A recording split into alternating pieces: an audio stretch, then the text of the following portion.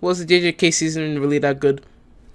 Yes, it was. It shouldn't really come to a surprise at all. Everyone's been gushing about it, talking about it, reacting to the new JJK season for the last few months. Yeah, he's actually whooping his ass right now, but it's making it look like it's the idol that's doing it. Bruh. And my goodness gracious, has it been fucking phenomenal. It literally blows out season 1 out of the fucking water. Because I am known to like say, at least on record on this channel, that season 1 at the beginning was a little bit mid, but like I say when I talked about JJK, it's like fine wine and it ages with grace and it makes it better and better as long as it keeps going. But realistically, what doesn't this season add? Whether it be more explanations or more fights or more beautiful fucking animation that the animators haven't slept or seen their family in 80 fucking years. But it doesn't matter. That doesn't matter. It doesn't matter. Back with another milk. Help!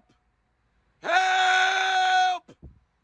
Help me! But some of the best parts in my opinion is definitely the concepts that you get introduced in season 2, whether it be the sealing of Gojo or the implications of Gojo leaving, or maybe even the concept of the soul in the body that gets introduced with Geto, as well as Kenjaku and taking over his body after he died. And then there's also just a flat out concept of the part 2 of it, which is the part with Toji, and then Toji sort of taking over someone's body after the seance and him having zero curse energy, him able to like still continue to take over the body. I don't know what Gege was on when he made this fucking arc, but he was on some shit. You want some shit, Patch? When he made this shit. Another plus has to be just like the non-stop fighting that you literally get in this season, where you get like all this non-stop fighting in the Shibuya arc as soon as we sort of get in it. And I'm not gonna talk about that cricket fight, that mid filler fight, but other than that, everything else is just flat out peak, whether it be Sukuna versus Jogo and Morgana, or maybe even just the fights with Toji versus half of the Jujutsu world, or maybe even Toji versus Megami, and then just finally Mahito versus half of the Jujutsu sorcerers that was in Shibuya. Like seriously, what doesn't this show realistically have? It even has the sadness, just showing me the parts of Mekamaru as well as Miwa, and realistically characters I didn't even give a fuck about in season 1. In season 2 I actually generally cared about and generally cared when they did go out, and just wanting them to have a somewhat type of happy ending that I know isn't plausible for a Jujutsu sorcerer. And I might as well just segue into also the unbelievable concept and beautiful telling of how bad it is to be a Jujutsu sorcerer or just a sorcerer in general, and how realistically Gege is just showing you how bad it is of a lifestyle that you do uptake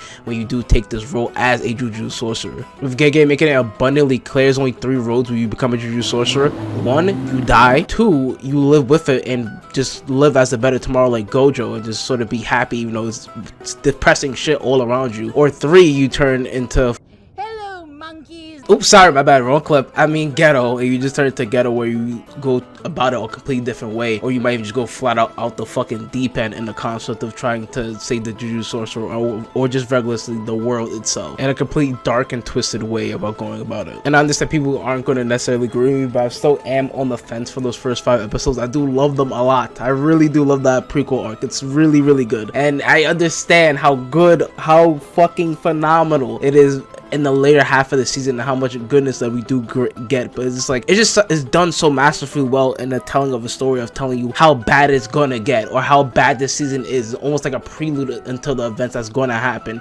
Like this is what it is to be a Jujutsu sorcerer. This is literally how it is to live that life. And I understand you do get a little bit with Yuji Itadori and his friend Toad, but like it feels like it genuinely solidifies them once we get to that second season and just see the horrific events that pursue, and you see how Geto gets to how he becomes, as well as how everyone sort of is at first. Then there's also the rage that this season gives me with these 2 fuckers right here on the screen.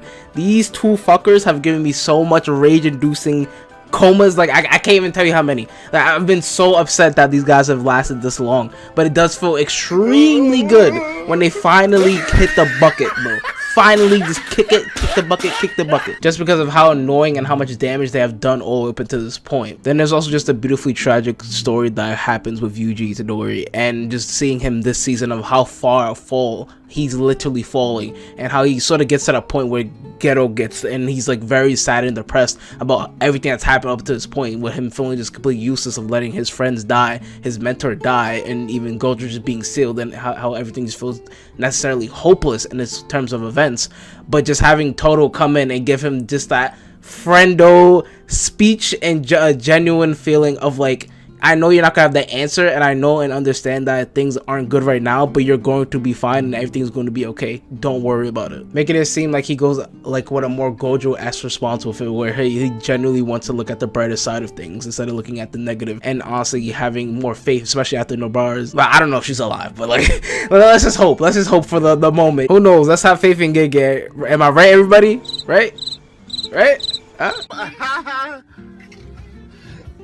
Then it's just a flat out ending of the season, right? Where this is something I do like, but as long as it's not spammed repeatedly, like over and over and over again. And what I'm talking about is just the exposition dump that we do get by the end of the season, where they tell us all the stuff that's happening with either Yuji Itadori having to be executed, or maybe even just Yuta being appointed to having to execute Yuji Itadori, or even the concept of just having Gojo be one of the people that's like, oh, he's a part of the Shibuya incident, because the higher ups really don't fucking like him. I had to get reminded of that too, because I almost fucking forgot about that. They had to go all the way back to season 1, but like, you know, like no one necessarily likes Gojo here because he's the strongest in really cases. Whether it be some of his enemies or even just some of his allies that are even around him, they don't necessarily like him for him being the strongest, or just a concept of like not liking him because he's not controllable. Just like the higher ups really want to control this guy to the point, but he's like, nah, I'm good. Like, I'm not doing that. But man, this season I haven't been hyped for a season like this in a long time in a while, and then the clip, just that cliffhanger, like I necessarily need it like now. I need the season 3 in my veins right now. But other than that, I'll see you guys in the next one. Like, comment, subscribe, and see you guys later. Goodbye.